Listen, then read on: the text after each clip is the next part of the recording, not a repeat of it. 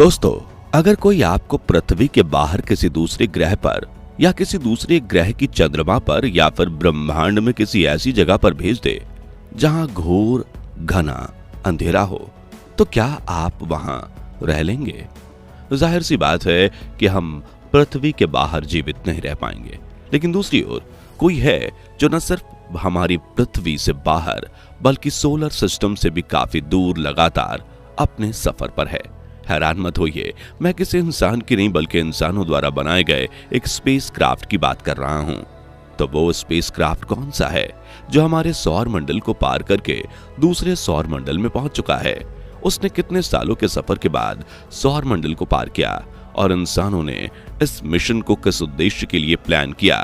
चलिए सब कुछ आज के इस खास वीडियो के जरिए जानते हैं।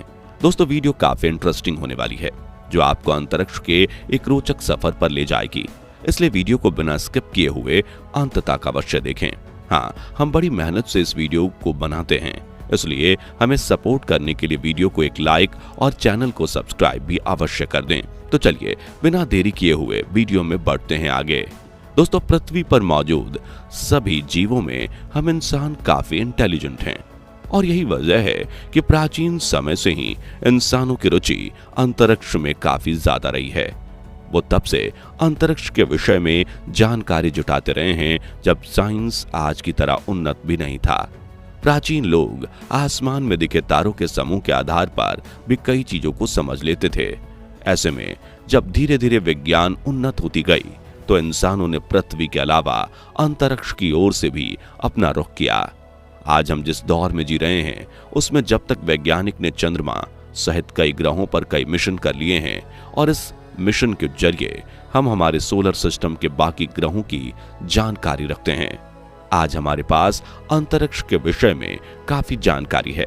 हम जानते हैं पृथ्वी से सूरज की दूरी कितनी है और सूरज से सोलर सिस्टम के बाकी ग्रहों की दूरी कितनी है, बाकी ग्रहों का सरफेस टेम्परेचर क्या है, इसके अलावा सोलर सिस्टम के बाहर कितने एक्सोप्लैनेट्स हैं और कितने और होने की संभावना है जिन पर जीवन पनप सकता है। इसके अलावा हम नेबुला, ब्लैक होल जैसे स्पेस ऑब्जेक्ट्स के बारे में भी जानते हैं। लेकिन दोस्तों, इंसानों के विषय में एक बात हमेशा से कही जाती है कि हम इंसानों को कभी संतुष्टि नहीं होती और इसलिए हम यहीं तक नहीं रुके। जी हाँ, वैज्ञानिकों को यह लगा कि वो सोलर सिस्टम के 8 ग्रहों के परे भी एक मिशन कर सकते हैं, जिसके लिए उन्होंने साल 1977 में अपने मिशन के जरिए 2 स्पेसक्राफ्ट वॉयेजर 1 और वॉयेजर 2 को लॉन्च किया। तो चलिए ये जानते हैं कि वॉयेजर 1 और वॉयेजर 2 मिशन के जरिए स्पेसक्राफ्ट को कहां भेजा गया और क्यों भेजा गया। दोस्तों, आज से 45-46 साल पहले यानी 1977 में अमेरिका स्पेस एजेंसी नासा द्वारा एक ऐसा मिशन प्लान किया गया जिसके तहत सौर मंडल के जुपिटर, सैटर्न, यूरेनस और नेपच्यून के बारे में जानकारी जुटानी थी। बता दें कि नासा ने वॉयेजर 1 और वॉयेजर 2 स्पेसक्राफ्ट को इस मिशन के जरिए अंतरिक्ष में रवाना किया। दोस्तों, वॉयेजर 2 को वॉयेजर 1 के पहले लॉन्च किया गया। दोनों स्पेसक्राफ्ट्स को 1977 के अगस्त और सितंबर महीने में अंतरिक्ष की ओर रवाना किया गया था। आपको जानकर हैरानी होगी कि अपने 35 साल के सफर के बाद यानी कि 2012 में वॉयेजर 1 हमारे सौर मंडल को छोड़ चुका था। जी हाँ, यह आज इंटरस्टेलर स्पेस में है। यह पृथ्वी से इतनी दूर है कि उस स्पेसक्राफ्ट से किसी भी मैसेज को पृथ्वी तक आने में लगभग 40 घंटों का समय लग जाता है। जी हाँ दोस्तों, यह मैसेज 3 लाख प्रति सेकंड किलोमीटर की रफ्तार से ट्रैवल करते हुए भी 40 घंटों में पृथ्वी तक पहुंचते हैं। आप अंदाजा लगा सकते हैं कि लगभग लाइट की स्पीड से ट्रैवल करके भी उन मैसेजेस को जब पृथ्वी तक पहुंचने में इतना समय लग रहा है तो ऐसे में वॉयेजर 1 इस वक्त कितना दूर होगा, यह समझा जा सकता है। दोस्तों, वॉयेजर 2 भी इंटरस्टेलर स्पेस में दाखिल हो चुका है और वॉयेजर 2 से भी मैसेज को पृथ्वी में आने पर 30 घंटे का समय लगता है। वॉयेजर मिशन के जरिए नासा का उद्देश्य न सिर्फ जुपिटर, सैटर्न, नेपच्यून और यूरेनस की जानकारी जुटाने की थी, बल्कि इसके साथ नासा ने गोल्डन रिकॉर्ड को अटैच करके भी भेजा था और इसका उद्देश्य स्पेस में किसी दूसरी सिविलाइजेशन को ढूंढने का है।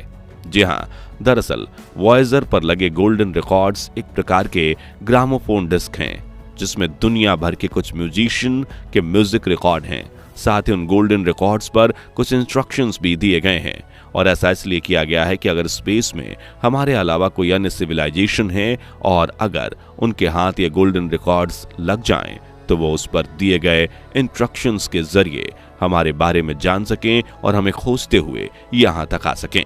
दोस्तों, वैज्ञानिक वैसे तो धर्म में बिलीव नहीं करते, क्योंकि धर्म खास करके सनातन धर्म के अनुसार ब्रह्मांड एक नहीं बल्कि अनगिनत है और हम ब्रह्मांड में अकेले नहीं, हमारे अलावा ब्रह्मांड में बहुत सारे लोग हैं।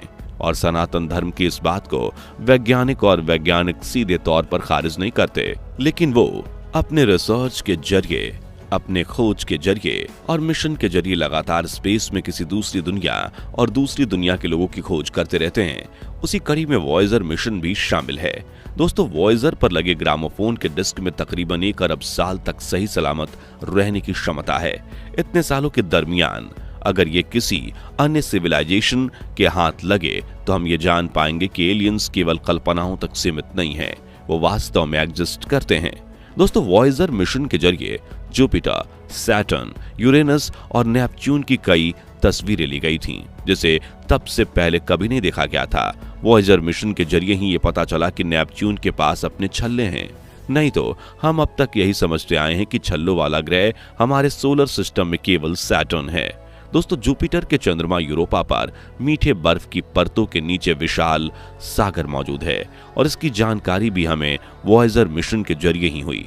सैटर्न के चंद्रमा टाइटन पर हाइड्रोकार्बन के सागर मौजूद हैं जो एथेन और मीथेन से मिलकर बने हैं। साथ ही सैटर्न के कई सारे चंद्रमाओं की जानकारी भी वॉयेजर मिशन से ही हमें मिली। साल 1986 में वॉयेजर यूरेनस के करीब पहुंचा था, जिसके बाद यूरेनस की साफ तस्वीरों को धरती पर भेजा गया। इन्हीं तस्वीरों के जरिए नेपच्यून के चंद्रमा टाइटन के बारे में हमें पहली बार जानकारी मिली। इस मिशन ने हमारे सोलर सिस्टम के कई रहस्यों से पर्दा उठाया था। हालांकि दोस्तों, अब वॉयेजर स्पेसक्राफ्ट्स काफी पुराने हो गए हैं। इन 45-46 सालों में विज्ञान ने काफी तरक्की कर ली है। वैज्ञानिकों के अनुसार आने वाले कुछ वर्षों में हमारा संपर्क वॉयेजर से हमेशा के लिए टूट जाएगा। हालांकि वो अब तक अंतरिक्ष में अपना सफर अकेले ही जारी रखेंगे, बस हमें उनकी खबर नहीं होगी। लेकिन दूसरी ओर वैज्ञानिकों की भी तारीफ करनी पड़ेगी कि उन्होंने आज से 45 से 46 साल पहले ऐसे स्पेसक्राफ्ट का निर्माण कर डाला जो हमारे सोलर सिस्टम से बाहर जाने में सक्षम था। साथ ही उन्हें यह भी पता था कि इन स्पेसक्राफ्ट से हमारा संपर्क एक दिन टूट जाएगा, लेकिन उस स्पेसक्राफ्ट पर ग्रामोफोन डिस्क के रूप में गोल्डन रिकॉर्ड लगाना भी काफी काबिले तारीफ था, क्योंकि उस डिस्क का जीवन करीब 1 अरब साल का है। और ऐसे में स्पेसक्राफ्ट से संपर्क टूटने के बावजूद भी अगर उस गोल्डन रिकॉर्ड्स का संपर्क स्पेस में मौजूद किसी अन्य सिविलाइजेशन से हो गया तो वो हमारे बारे में जान पाएंगे। दोस्तों, इस तरह से पृथ्वी से दूर सुनसान और अंधेरे सफर पर वॉयेजर स्पेसक्राफ्ट्स लगातार आगे बढ़ रहे हैं, जिसके द्वारा आज भी पृथ्वी पर कई इंपॉर्टेंट मैसेजेस और डेटा भेजे जा रहे हैं। हालांकि ये भी सच है कि उन मैसेजेस को ट्रैक करने में आज नासा के वैज्ञानिकों को काफी मशक्कत करनी पड़ती है। उन मैसेजेस को ट्रैक करने के लिए नासा ने दुनिया भर में कई सारे रेडियो सिग्नल्स बना रखे हैं। तो दोस्तों, अब देखना यह है कि वॉयेजर और हमारा साथ कब तक बना रहता है और वो कब तक हमारे सोलर सिस्टम्स के बाहर की जानकारी हमें देते हैं। वैसे आपको क्या लगता है, क्या ये मिशन अंतरिक्ष मिशन के इतिहास का सबसे बड़ा और ऐतिहासिक मिशन है? क्या वाकई वॉयेजर में लगे गोल्डन रिकॉर्ड की मुलाकात स्पेस में किसी दूसरे सिविलाइजेशन या एलियन से होगी? अपने जवाब में हमें कमेंट अवश्य दें। फिलहाल आज की वीडियो में इतना ही। मिलते हैं अगली इंटरेस्टिंग वीडियो के साथ, तब तक के लिए धन्यवाद।